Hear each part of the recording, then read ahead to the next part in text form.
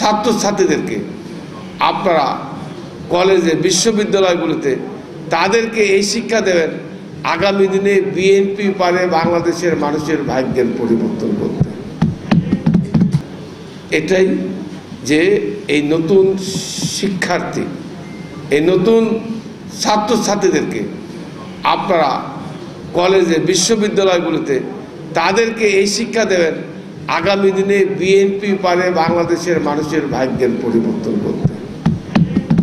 আজকে সন্ত্রাস মুক্ত, আজকে নকল মুক্ত এই শিক্ষা ব্যবস্থা অতীতে 2001 থেকে 2006 সাল পর্যন্ত বাংলাদেশকে একটি নকল মুক্ত শিক্ষা ব্যবস্থা দিয়েছিল। সেই শিক্ষা ব্যবস্থাকে আওয়ামী লীগ ধ্বংস করে দিয়েছে।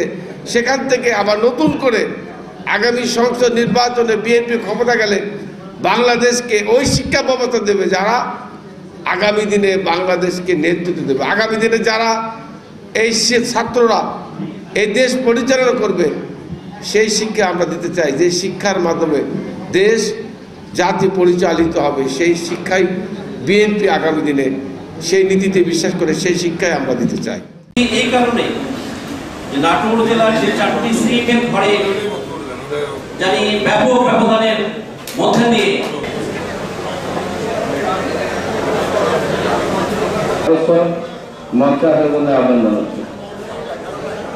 নতুন ছাত্রছাত্রীদেরকে আপনারা কলেজে বিশ্ববিদ্যালয়গুলোতে তাদেরকে এই শিক্ষা দেবেন। শিক্ষক মন্ডলী, জিয়া পরিষদের সম্মানিত সদস্য ওনাকে আসন গ্রহণের জন্য অনুরোধ জানানো হচ্ছে।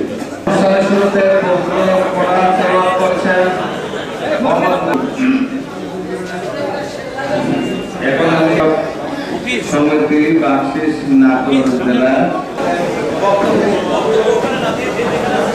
এটুকু বলতে চাই, আমরা যেহেতু তৃণমূলে কাজ করি, যেহেতু আলোচনায় আনতে চাই, সম্মিলিত এই বিষয়টি আমরা সবাই যদি ধারণ করি, এটি আমরা নিতে চাই, করতে পারি, সেই মনোভাব, সেই আমাদের আজকের আলোচনায় অংশগ্রহণ করার জন্য আমি সবাইকে আবারও ধন্যবাদ জানাচ্ছি।